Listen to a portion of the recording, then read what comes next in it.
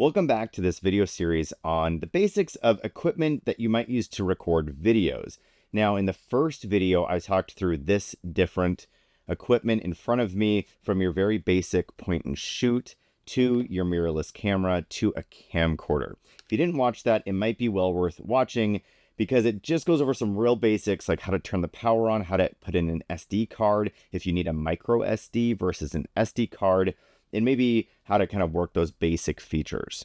Now that you've done that and you've been able to hit record, maybe you've gone out and filmed a few things, let's talk about the intricacies that make video better than it would just be on your phone. Some of them get a little bit complex, so it might be smart to have something out to take notes or just to be aware of kind of what you're doing. Or if you have a camera with you, you might take the time to go through that camera on your own as you work through this.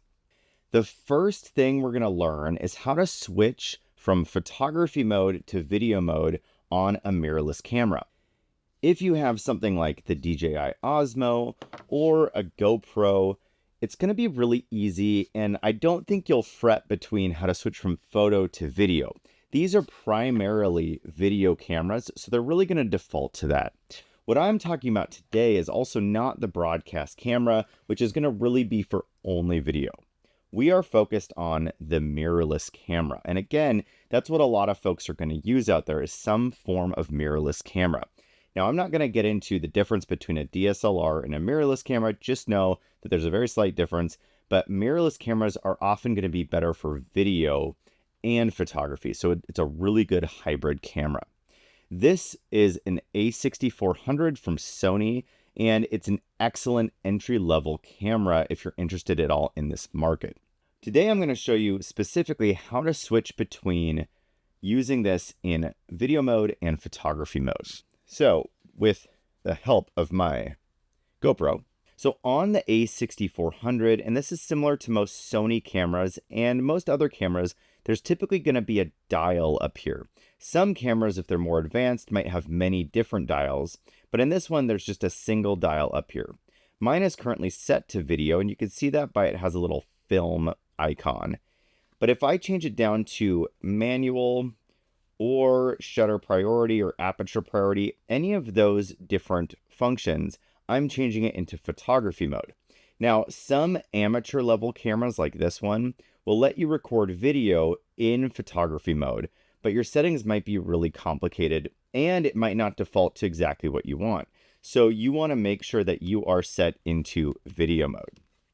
Now, once you've ensured you're set into video mode, you can go to the back of the camera and we're going to look at two key settings for your camera. We're going to look at two really important settings on your camera that will differentiate how your whole video comes out. So the first one is whether or not you're going to shoot in 1080 or 4K. Now there's 1080p, 1080i, 1080, all sorts of stuff. Don't worry about that yet. We're just worried about 1080 and we're worried about 4K. So 1080 is technically 1080 pixels tall by 1920 pixels wide.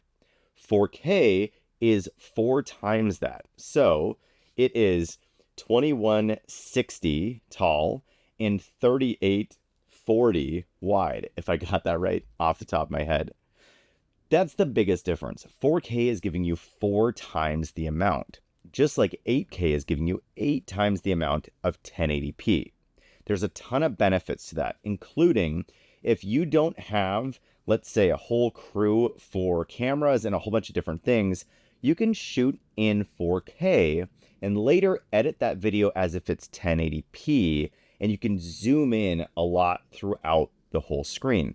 That's incredibly beneficial for smaller crews because you can shoot one big broad scene and zoom in as necessary.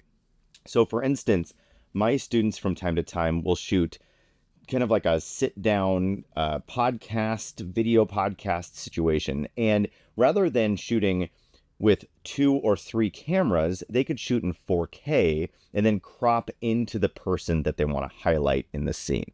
So let's talk about how to do it.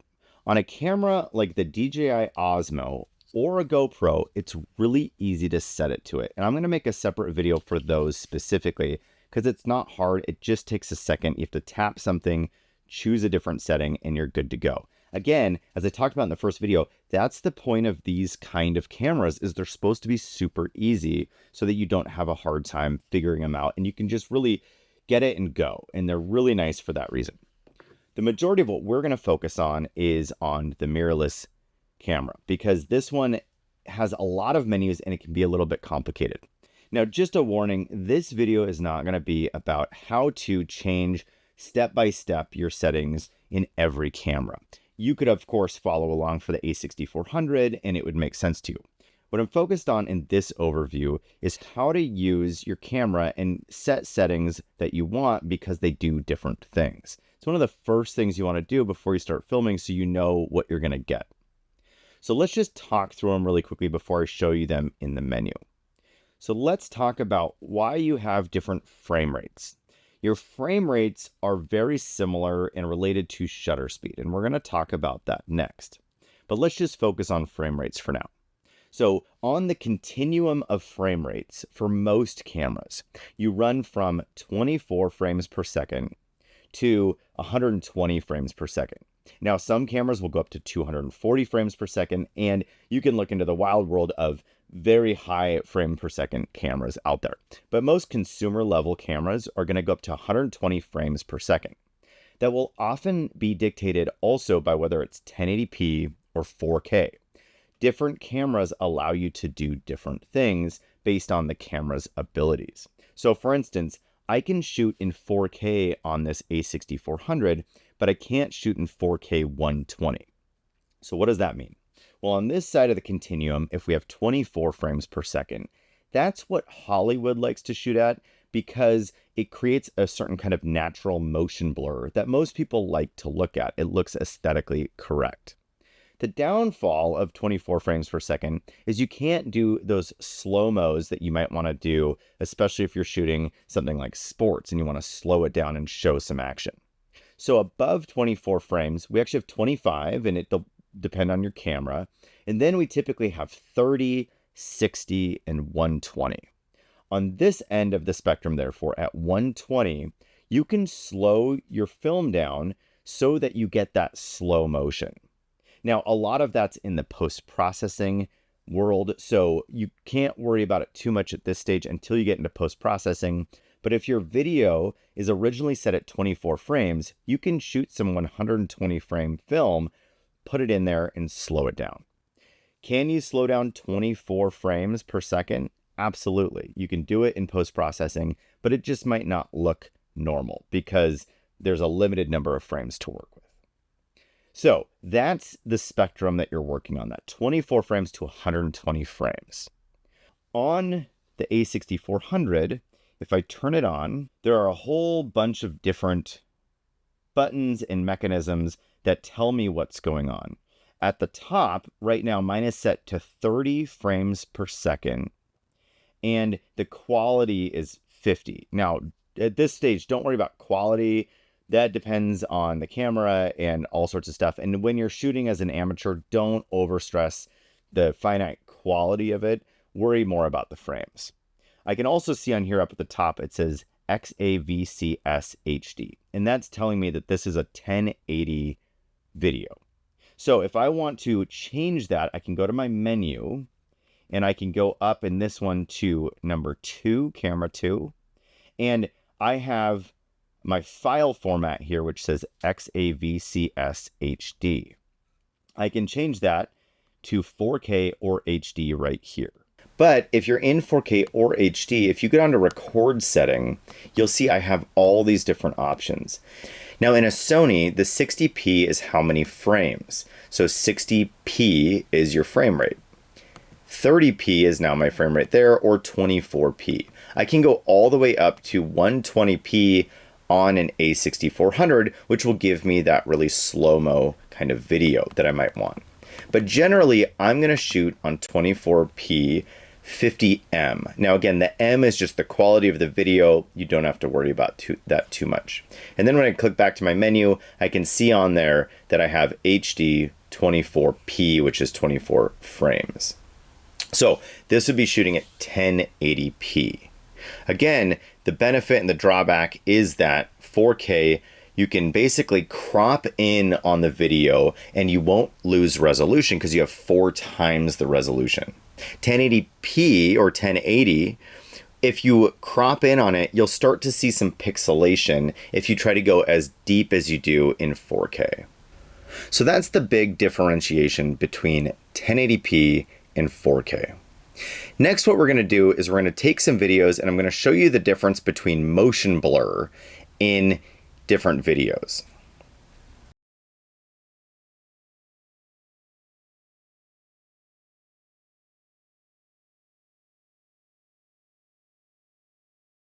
So again, the big difference between that spectrum of 24 frames per second and 120 or 240 is that you have that Hollywood blur look, as you can see here, compared to kind of a smoother, tighter, less blurry look at the 120 or 240. So the benefit of that is if you're shooting sports and you really want to slow something down, you might want to shoot at 120, or if you can get up to 240, that can be really helpful. Just be aware that if you're shooting at 4K 120, you might need special cards that are fast enough to handle that speed and that frame rate.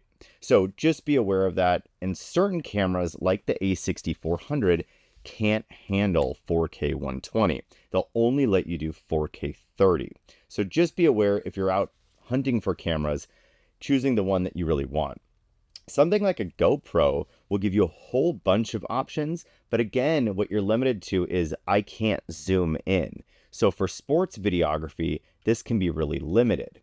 But if you're out there riding the trails or skiing or something like this, mounting this to a helmet and then shooting at 120 or 240 frames can be incredibly effective because you can really slow it down and show the viewer what you were seeing and feeling at the time. In this last part of the video, we're going to talk about exposure. If you're a photographer, you might be aware of how exposure works, but if you're not familiar with either, then this is going to be totally new for you. And honestly, exposure can be one of the more confusing and challenging parts of videography. So if it's intimidating, don't get overwhelmed. There's a lot of ways you can auto set your exposure, and I'll walk you through those. So first and foremost, exposure is the relationship. I always imagine it as basically like if you have 3 people and each of those people are holding a string between each other. As you adjust your shutter speed, your aperture, or your ISO, your exposure changes depending on your environment. So in here, for instance, we're in a wood shop. It's fairly bright because I have my key light on me and I have a backlight and I even have a practical back there. So I have light in here. But what I have to figure out is how the camera sees that light as well. Because if you have it too dark, it's what we call underexposed. And if you have it too bright, we call it overexposed. Now, those aren't necessarily bad things. Some people will say, ew, it's underexposed or it's overexposed. That's terrible. It just dictates different things. It makes it darker or lighter. Sometimes you need that, like if you shoot an S-Log3, which is a way down the road video. So let's take a look at the camera, and I'm going to just walk you through how you can change your exposure. So on the back of the camera here, I'm seeing the camera that's filming me. So I can move it around, and right now my camera is set to manual exposure. I know that because the M is right next to the little film reel up in the left corner of my screen. If I go into my menu area, I can go change my exposure settings to be multiple different options. So exposure mode on a Sony a6400 is right here on the menu. And if I click that, it shows me some kind of like options and gives you a big readout of what you can do. But if I go into program auto, that will just give me totally auto exposure. The computer within the camera will do its best to dictate what a proper exposure would be. If you look at the bottom, this is telling you certain things. So the 1/50 is your shutter speed. Your shutter speed in photography is basically how long the shutter opens so you can expose the film. Now, obviously these are digital, so it exposes the sensor. So 1 over 50 is 1/50th of a second that opens up and exposes the sensor. In video, you can think of it in a similar way, but here's really all you need to worry about with your shutter speed. In video, all you have to do is double your shutter speed over your frame rate. So what that means is if you shoot at 24 frames per second, you shoot at 1/50th of a second. So you'll notice on the auto exposure, it has set that here by itself. It's at 1/50th and I'm at 24 frames per second. If I change this and go to 60 frames per second, the computer will then change it to 1/60th, and that wouldn't actually be correct for what you generally want. So when I'm leaving it on auto, it's only giving me 1/60th of a second at 60 frames. And as we know from that rule of thumb where we want to double our shutter speed for our frame rate, that's actually not correct. And I'm not sure how that exposure is going to come out. So what I can do is I can go back into my menu and I can say, let's go to exposure mode and let's go to shutter priority. In shutter priority, you, the photographer, get to dictate your shutter. So what I can do is on the back of my A6400, I can rotate the dial and I can go to any shutter I want. As you can see, I can scroll around. But what I want to do is get as close to double the frame rate as possible. So that's 1/125th. Now, that's called shutter angle. It's very complex. There's different ways you can use shutter angle. But as the rule of thumb, just double your frame rate and you'll be good to go. So shutter priority lets you adjust the shutter speed. And then the really cool thing is the camera does the rest. The camera will figure out the aperture, which right now is f3.5. That's always given in Fs if you're using a photography camera. It's T if you're using a videography camera, but that's a whole different ballgame. And then it will automatically adjust your ISO as well. So shutter priority is a really easy automatic way to run your camera. So if you're confused and you're like, I don't know what to do with this, my video is not coming out right, consider putting it into S or shutter priority. The other option you have there is aperture priority and fully manual. Now, aperture priority, as it says here, adjust the aperture to change the focus range and background defocus. My recommendation to you is for videography at this stage, don't worry about aperture priority. Let the computer do its thing in shutter priority and just disregard aperture priority. The main reason you might want to use aperture at all and think about aperture is if you want to change the depth of field for whatever you're shooting. In photography, that's really critical. In videography, it just allows you to be more artful in whatever you're shooting. That's also dictated by lens length and a lot of other complicating factors. So for this start, just shoot in shutter priority. It's better than auto, and it allows you to use that rule of thumb, doubling your frame rate.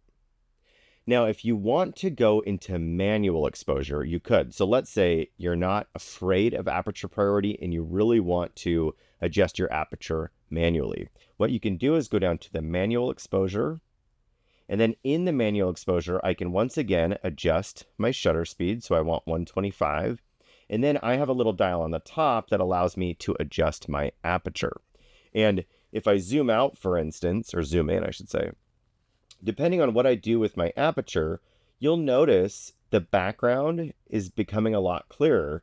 But what you'll also notice is the ISO starts blinking. The reason it's blinking is because it can't handle the light situation you've given it because there's not enough available light. So if you ever see it blinking, it means it can't figure out the exposure. So what we can do is we can drop it all the way back. And again, we're at 5.6 fully zoomed out because that's the lowest maximum aperture this lens can handle. And I'm getting some nice bokeh in the background, and I have a nice image of myself recording this. How nice. So the other part of fully manual mode that you might want to do is adjusting your ISO independently. Now, the reason you'd want to adjust your ISO independently is because at higher ISOs, you can introduce a lot of noise into the overall image. And we'll take a look at what that looks like by focusing on a black bag that's right next to me. So if I am in my ISO menu, which on the back of an A6400 is right by my right thumb, I can have it in auto. And again, my recommendation to you as a new videographer, just leave it in auto. It's easy for ISO, and the ISO will generally do what you want. But if I go to ISO 100, notice the screen just went almost completely black. And that's because there's not nearly enough light in here to allow it to do ISO auto.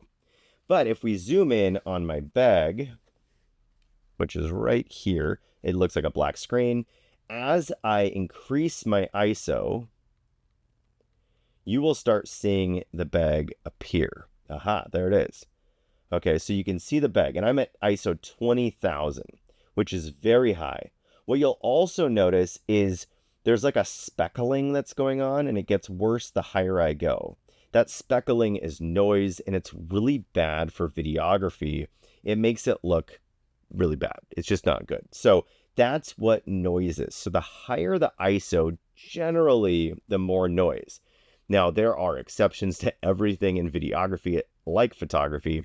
So some cameras have dual base ISOs, so that changes up how much noise you'll have, all those type of things. But I can keep going, and it has some electronic ones, and then it starts back over at 100. Now, at 100, I just need more light, right? So if I zoom over to this window, notice that's actually getting a decent exposure because there's enough light outside. But if I increase my ISO with a lot of light, I'm now getting an overexposed image. And that's not necessarily good either. So some people will say the only ISO you should be shooting in is your lowest possible ISO because that has the least amount of noise. But the rule of thumb is really shoot in whatever ISO gives you the best opportunity to get a good image. Should you shoot really high with this camera, really high ISOs? No, this camera does not have the sensor or the capabilities to give you a good, overall image with high ISOs. But if you're using more cinematography level cameras, you might be able to push it quite a ways up and still have the dynamic range to handle some higher ISOs. So just to recap what we talked about today. If you're shooting documentaries or if you're shooting things that you want to look more like real life, like Hollywood film, you want to be shooting at typically 24 frames or 30 frames per second. If you want to slow down action, if you want to get those slow-mos, then you want to be shooting at 120 frames per second. Some people really like the sweet spot of 60 frames per second because you can kind of slow it down, but it looks good enough that most people don't notice that it's not 24 frames just for the kind of naked observer. Some people really like the sweet spot of 60 frames per second. And really, it's just a thing that you want to experiment with. So now that you're done with this overview, I would encourage you to get out, grab your camera, and just play with the different frame rates and see what's interesting to you. I think most people, when they learn how to do slow-mo, get really obsessed with slow-mo. And you got to get it out of your system, but do it. Shoot a whole bunch of 120 frames per second stuff, do some water droplets, do some stuff that makes it really, really exciting for you. But practice especially the balancing so that you can shoot in more of a manual mode or a shutter priority mode, and you're going to be a much more advanced amateur than most other people. This concludes the second video of this overview of what to do with a basic video camera and how to shoot it and how to understand the different elements of the basic video camera. We'll do one more video on this very introductory level of video cameras, and then I'll also have 3 video series on lighting and on sound and how to get good sound and how to get good lighting so that your films, especially if you're doing documentaries or interviews, look a little bit more professional. Thanks for watching. See you later.